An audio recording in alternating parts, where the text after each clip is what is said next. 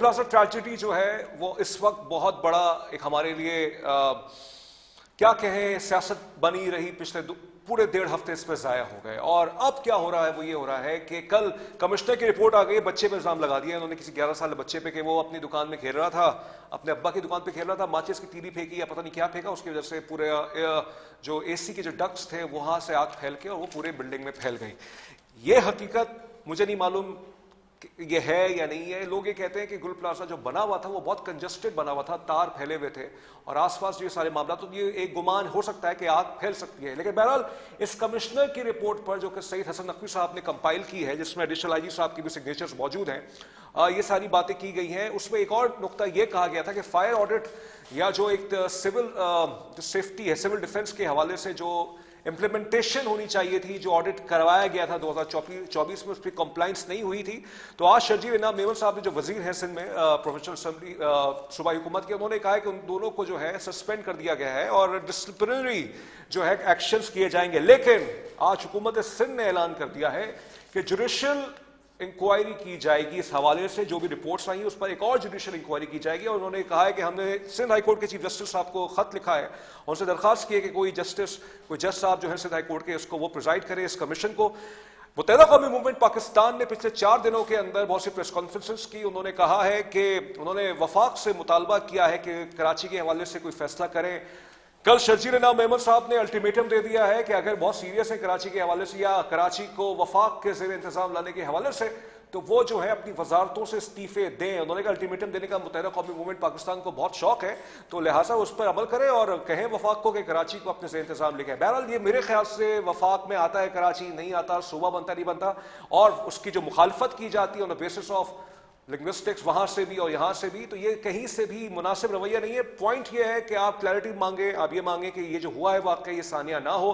آج شرجیل انعام میمن صاحب نے یہ بھی اعلان کر دیا ہے کہ 1 کروڑ روپے کے چیکس جو ہیں وہ جو شہداء ہیں گل پلازا ثانیہ کے ان تک پہنچا دیے گئے ہیں اور وہ پہنچنا شروع ہو گیا ہے اور کاروائیاں جاری ہیں. اور جو اس میں ملوث پایا گیا اس رپورٹ کے مطابق یا جس کی ذمہ داری بنتی تھی اس کو جو ہے سسپینڈ کیا گیا ہے. لیکن یہ سوال بالکل بجا ہے، پھر حکومت سندھ جوڈیشل کمیشن بنانے کا، جوڈیشل انکوائری کرانے کا کیوں کہہ رہی ہے؟ اس حوالے سے ہم نے متحدہ قومی موومنٹ پاکستان کے رہنما صابر قائم خان صاحب کو دعوت دی ہے. بہت شکریہ صابر صاحب.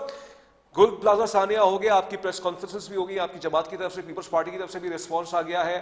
آخر کار وہی بات ہو رہی ہے کہ جو آپ نے بھی شاید کہی تھی پہلے آپ کی جماعت نے، کہ اس پر ایک جوڈیشل کمیشن یا جوڈیشل انکوائری کی جائے. آج سندھ حکومت نے وہ بنا دیا ہے، تو اس کو خیر مقدم کریں آپ. بسم اللہ الرحمن الرحیم. دیکھو جی، آج کی جو وزیر اطلاعات کی پریس کانفرنس ہے تو یہ 13 دن بعد ان کو خیال آ ہی گیا آخر، اور اس پریس کانفرنس سے انہوں نے اپنی ناکامی اور نااہلی اور کرپشن کا اعتراف کر لیا ہے. اگر یہی اقدامات اگر یہ پہلے دن کر لیتے یا دوسرے دن کر لیتے شاید یہ اتنی کشیدگی نہیں ہوتی. اور یہ بھی انہوں نے اتنی آسانی سے تھوڑی کیا. آج جو اگر انہوں نے اعلان کیا ہے کہ سندھ ہائی کورٹ کے جو جج ہیں، حاضر جج ہیں، ان سے انکوائری کرائی جائے، بلکہ یہ سب ایم کیو کے پریشر کی وجہ سے کیا ہے. کیونکہ ایم کیو نے، آپ میڈیا اس بات سے گواہ ہے کہ مسلسل 13 دن سے ایم کیو سے جو کچھ ممکن ہو سکا ہے ایم کیو نے آواز اٹھائی ہے، چاہے وہ صوبائی اسمبلی کا فلور ہو، چاہے وہ قومی اسمبلی کا فلور ہو، چاہے وہ سینٹ کا فلور ہو. ہمارے نمائندے بات کرتے رہے، ہمارے نمائندوں کے مائک بند کیے گئے، اس کے باوجود بھی ہم نے اپنی آواز کو بند نہیں کیا. اس کے بعد انہوں نے انتقامی کارروائی شروع کر دی ایم کیو پر. ایم کیو کے ذمہ داروں کی سیکورٹی واپس دی تاکہ ایم کیو کے ذمہ داروں کو ڈرایا جا سکے، دھمکایا جا سکے. نہیں، ابھی تک سیکورٹی واپس نہیں آئی ہے. واپس نہیں ہونا سب کی نہیں ہے، سوائے 2-3 ذمہ داروں کی ہے، باقی کسی ہمارے ارکان اسمبلی کی کسی کی نہیں کی ہے منتخب. اچھا سنیں آپ، اس کے بعد پھر ہمارے کارکنان کو گرفتار کیا گیا، گلشن اقبال ٹاؤن کے ذمہ داروں کو گرفتار کیا گیا، شافی ٹاؤن کے ذمہ داروں کو صرف اس پاداش میں گرفتار کیا گیا. بینر کیوں لگ رہے ہیں شہر میں؟ چوکنگ کیوں ہو رہی شہر میں؟ بھائی بینر لگ رہے ہیں. آپ کی ناکامی جو آپ نے جو اس کا جو آج اعتراف کیا ہے، آپ کی نیگلیجنسی کی وجہ سے 80 لوگ شہید ہو گئے ہیں. آپ 17 سال سے حکومت کر رہے ہیں سیور سندھ کے اوپر، آپ نے ہزارہ روپے خرچ کیے. کہاں خرچ کیے؟ نظر تو نہیں آتے. وہ آپ کے سامنے کراچی کی ڈیولپمنٹ، آپ کے سامنے کراچی دنیا کا 4تھا وسط ترین شہر ہو گیا ہے. تو یہ کراچی کے ساتھ مسلسل زیادتیاں ناانصافیاں کوئی آج سے تھوڑی ہو رہی ہیں. جب سے پیپلز پارٹی 2008 سے اقتدار میں ہے، 17 سال سے گریجولی چاہے وہ روزگار کے معاملے میں کراچی کے پڑھے لکھے نوجوان بے روزگار گھوم رہے ہیں, کراچی کی روڈ ٹوٹی ہوئی ہے, کراچی میں پینے کا پانی ملتا نہیں ہے یہاں پر. ابھی اس بات کا آپ اعتراف کریں. اچھا لیکن یہ بتائیے گا نا قائم خانی صاحب, یہ جو بینرز لگائے گئے ہیں کراچی میں, اس میں متحدہ قومی موومنٹ پاکستان کا تو کوئی تعلق نہیں ہے نا, یہ ہے؟ دیکھیں عوام خود لگا رہی ہے. دیکھو متحدہ قوموں کی تو نمائندگی کرتے ہیں نا کراچی کی, ہمیں ووٹ ملتے ہیں, ہمیں کراچی سے ووٹ ملتے ہیں. اگر ووٹ نہ بھی ملے تو ایک انسانی جانوں کا ضیاع ہوا ہے, اس کے لیے ہم آواز تو اٹھائیں گے نا. اچھا لیکن چلے آپ کی ساری آپ کی جماعت کی ساری توپیں جو ہیں وہ تنقید کی پیپلز پارٹی کی طرف ہے, اور پیپلز پارٹی پہ ظاہر بات ہے 18 سال سے حکومت ہے, بلیم بنتا بھی ہے. لیکن ایک سوال تو بالکل بجا ہے کہ آپ کا مطالبہ یہ ہے کہ وفاق جو ہے کراچی کو اپنے زیر انتظام لے کے آئے. بہت سے لوگ کہتے ہیں کہ اس سے ایک سیاسی ایک پتا ہے جو آپ نے کھیلا ہے, بہت سے لوگوں کا یہ ایک پوائنٹ آف ویو ہے. نون لیگ کی طرف سے ابھی تک اس حوالے سے کوئی دلچسپی نہیں آ رہی ہے کہ کراچی کے حوالے سے, وہ کہ فاروق ستار صاحب نے پرائم منسٹر کی بہت تعریفیں بھی کی ہیں اور کہا ہے کہ وہ بہت ہی کراچی کے حوالے سے, ملک کے حوالے سے بہت اچھے کام کر رہے ہیں.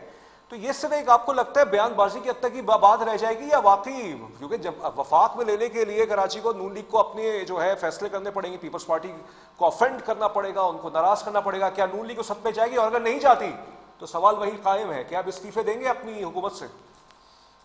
دیکھیں بات یہ ہے کہ یہ سوال یہ پیدا ہوتا ہے کہ کراچی کی عوام آخر بات کر کیوں رہی ہے, اس بات کو سمجھنے کی ضرورت ہے. کراچی کی عوام اگر یہ نعرہ لگا رہی ہے, کراچی کی عوام یہ کہہ رہی ہے کہ کراچی کو وفاق کے حوالے کیا جائے, تو اس لیے کر رہی کراچی کی عوام مایوس ہے نا. یہاں پر لوگ مر رہے ہیں, گٹر کے اندر گر کر بچے مر رہے ہیں, ڈمپر تلے آ کر لوگ مر رہے ہیں, یہاں پر آگ لگنے سے بچے مر رہے ہیں ان کی نااہلی کی وجہ سے. اب یہ اپنی نااہلی کی وجہ سے اب بھی یہ کہہ رہے ہیں, آج انہوں نے اقدامات کر رہے ہیں کہ خود انہوں نے ایڈمٹ کیا کہ پانی کی فراہمی میں تاخیر ہوئی. بھائی کیوں تاخیر ہوئی؟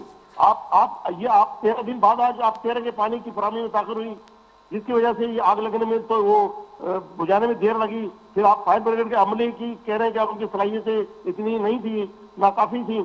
تو 17 سال سے آپ اقتدار میں ہیں, یہ آپ کی ہی ذمہ داری بنتی ہے نا. یہ شہری حکومت بھی آپ کی ہے, صوبائی حکومت بھی آپ کی ہے, اور آپ لوگ جب کراچی کی مالکی نہیں کریں گے تو پھر ظاہر ہے پھر کراچی کے لوگ کچھ نہ کچھ تو کریں گے نا. اچھا تو آپ یہ کہہ رہے ہیں کہ یہ کراچی کے عوام کا مطالبہ ہے. بہرحال کراچی کے عوام ٹھیک ہے, سوشل میڈیا میں بہت سے ڈیوائیڈڈ اوپینینز ہیں اس حوالے سے. اب آگے کا لاہ عمل بتائیے. جوڈیشل انکوائری اب بٹھائی جائے گی, حکومت سندھ اس پر کام کرنا چاہتی ہے. تو آپ کیونکہ کراچی سے آپ نے سیٹیں نکالی ہیں 17 سیٹیں, بہت سے لوگ الزام لگاتے ہیں کہ وہ آپ کی سیٹیں نہیں ہیں, دی گئی ہیں. الزامات ہیں, الزامات کی سیاست کی حد تک رہ گیا ہے.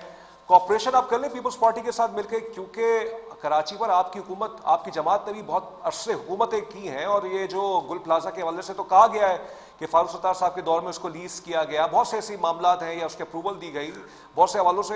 تو آپ بھی جانتے ہیں کہ کراچی کے اندر مسائل کیا ہیں, اس کو ایڈریس کیسے کیا جا سکتا ہے. بیٹھ جائیے پیپلز پارٹی کے ساتھ مل کے مسئلے کو حل کیجیے آپ لوگ.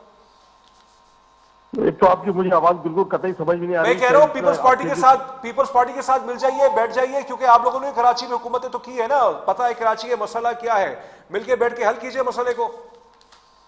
یار دیکھو ہماری کسی سے کوئی لڑائی نہیں ہے نا, ہماری خدا نہ خاصہ کوئی پاکستان پیپلز پارٹی سے کوئی دشمنی نہیں ہے. ہم نے جو آواز اٹھائی ہم تو یہی کہہ رہے ہیں کہ کسی طریقے سے کراچی کے لوگوں کے مسائل حل ہوں.